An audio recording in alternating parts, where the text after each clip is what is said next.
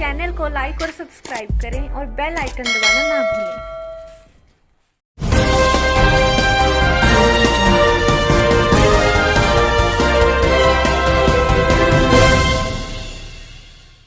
बिल्कुल अभी काफ़ी कुछ चीज़ें आने वाली हैं और स्टार्ट होने जा रहा था, लेकिन कोरोना की वजह से अब चीज़ें कुछ थोड़े समय के लिए आप सभी जानते हैं कि अभी कुछ शूट बंद कर दिए गए हैं।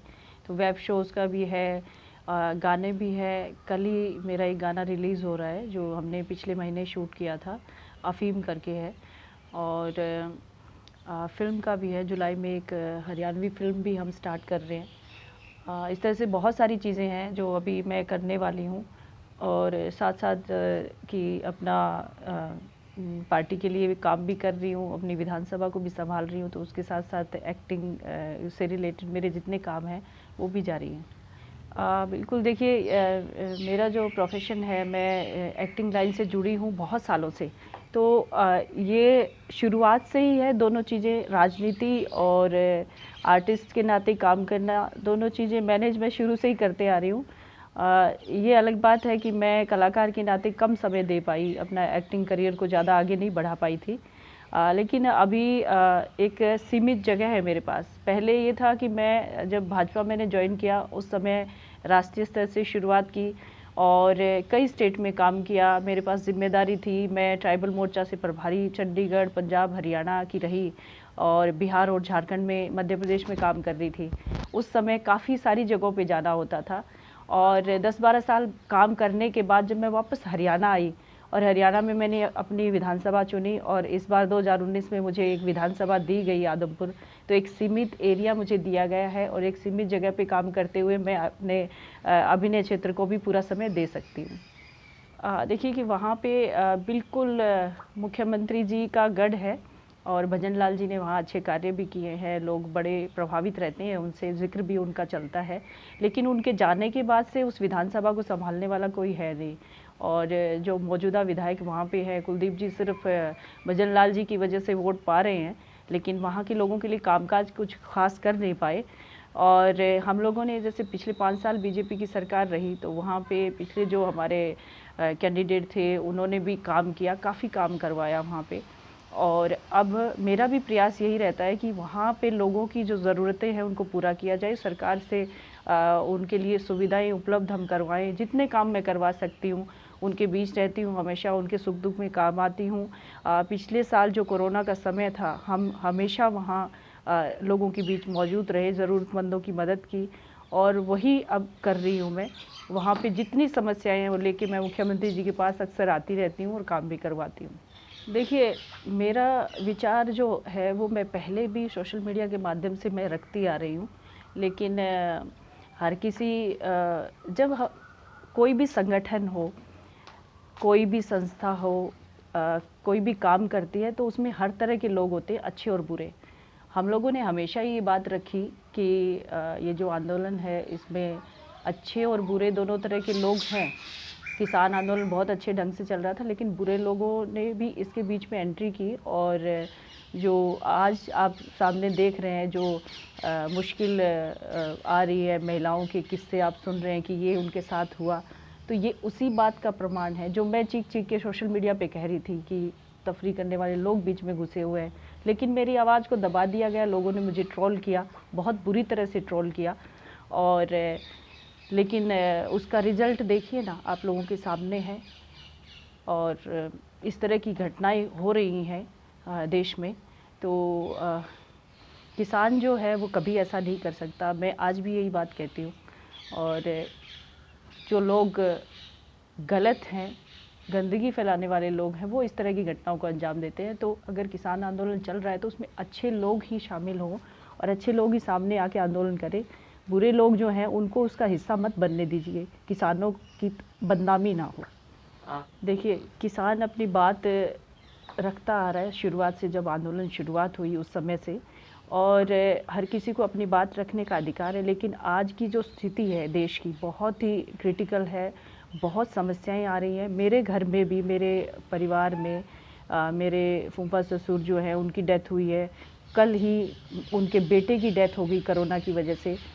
और हर घर में हम देख रहे हैं कि कोरोना की वजह से इतना कुछ हम हानि हो रही है जीवन की, हम लोग इसको सीरियस नहीं ले रहे। अगर आज भी हम सचेत नहीं हुए, अगर आंदोलन और ये सब चीज़ों को अगर हम आगे रख के और कोरोना को अगर भूल जाते हैं तो हमारे देश के हालात ख़राब हो जाएंगे। और अभी भी हालात कोई मतलब ज़्यादा ठीक नहीं मानती मैं। और हमें इसमें अपने जीवन को बचाने के लिए, अपनों के लिए प्रयास करना चाहिए। ये बाकी चीज़ें हम बाद में भी कर सकते हैं, लेकिन ये बहुत बड़ी महामारी है, इससे निकलने के लिए एक बार हमें प्रयास करना चाहिए। राजनीति को अलग रख के अगर हम जीवन बचाने का प्रयास करें तो हमारे देश की स्थिति सुधर सकती है। बिल्कुल, देखिए बड़ा गर्व महसूस करते हैं हरियाणवी होने के नाते हम लोग। और जब बॉलीवुड में बात चलती है कि हरियाणा की लैंग्वेज की और वहाँ डायलॉग बोले जाते हैं तो बड़ा स्ट्रॉन्ग माना जाता है हरियाणा के लोगों को भी और वो उस बोली को भी।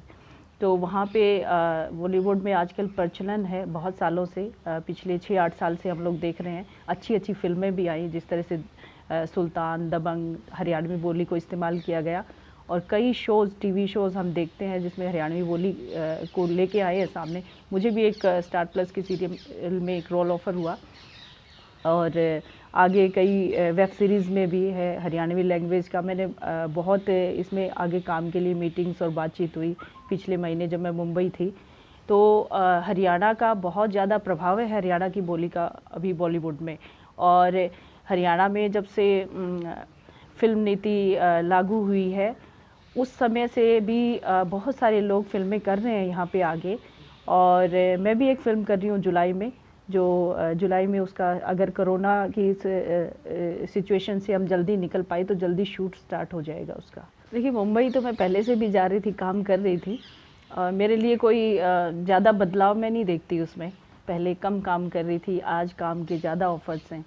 और इसमें मैं मानती हूँ कि इसमें मेरी मेहनत है। जहाँ तक कि मैंने जो भी काम किया आर्टिस्ट के नाते हो या समाज सेवा या एक राजनेता के रूप में मैं काम कर रही हूँ, तो मेरा जो भाजपा परिवार है उसने मेरा बड़ा साथ दिया और मेरी पार्टी ने मुझे जो स्थान दिया उसको मैं मानती हूँ कि मुझे आगे बढ़ाया गया, मेरी मेहनत को देखा गया। और मैं जो लोगों के बीच में काम कर रही हूँ शायद उसी की वजह से मुझे बिग बॉस का भी ऑफ़र आया। और काम करते रहिए, दूसरों के लिए भी मैं यही कहना चाहती हूँ, आपको आपकी जगह ज़रूर मिलती है और मेहनत का फल ज़रूर मिलता है, काम करते रहिए। देखिए उस बारे में जो कई बार चीज़ें मैंने आपके पहले स्टार्टिंग में ही मैंने बोला था। आंदोलन की जहाँ बात करते हैं, आंदोलन में अच्छे और बुरे दोनों तरह के लोग आए। स्टार्टिंग में अच्छे लोग बैठे, उसमें बुरे लोग भी घुसे। और आज आप जो बंगाल की लड़की के साथ हुआ उसका उदाहरण के तौर पे आप देख सकते हैं कि उसमें क्या वो किसान थे। मैंने भी तो वही बात कही, मैं आज भी कहती हूँ वही बात कि उसमें बुरे लोग भी शामिल हैं जो गलत घटनाओं को अंजाम देते हैं। पीरागढ़ी चौक पे जहाँ चोरियाँ हुई, वो लोग कौन थे? बंगाल की जो लड़की थी उसके साथ रेप किया, वो लोग कौन थे? जो लोग गलत घटनाओं को अंजाम दे रहे हैं आंदोलन के नाम पे, उनको मैं किसान नहीं कहूँगी। और मैं पहले उस दिन भी वही कह रही थी, मेरी गाड़ी को टक्कर मारने की कोशिश की, उसमें कम से कम 50-60 जो लड़के मुझे दिखे, मुझे वो किसान नहीं नज़र आ रहे थे, इसलिए मैंने कहा था। स्क्रीनिंग कैसे हो सकती है अच्छे और बुरे की आपकी नज़र से? देखिए वो तो जो वो जैसे काम करते हैं हम उसी तरह से उनको परखते हैं ना। कि मेरी गाड़ी को टक्कर मारने की कोशिश की, मुझे देखते ही उनको लगा कि मुझे मेरी गाड़ी को कुचल देना चाहिए, तो वो मैं उनको अच्छा कैसे मानूंगी? मैंने तो कोई कसूर नहीं किया था। क्या मैं उनके लिए बुरा चाह रही थी? नहीं। आंदोलन जब स्टार्ट हुआ तो आंदोलन का पक्ष मैं भी ले रही थी कि किसान अपनी बात ज़रूर रखे, आंदोलन कर रहा है तो करिए। हम लोग भी जब आंदोलन पे बैठे लोग थे, हमारे रिश्तेदार, हमारे अपने लोग थे वो, और उनको दूध लस्सी हम लोग वहाँ धरने पे पहुँचा रहे थे, तो मैं कहाँ आंदोलन के हक में नहीं थी? तो मुझे क्यों टारगेट किया गया? तो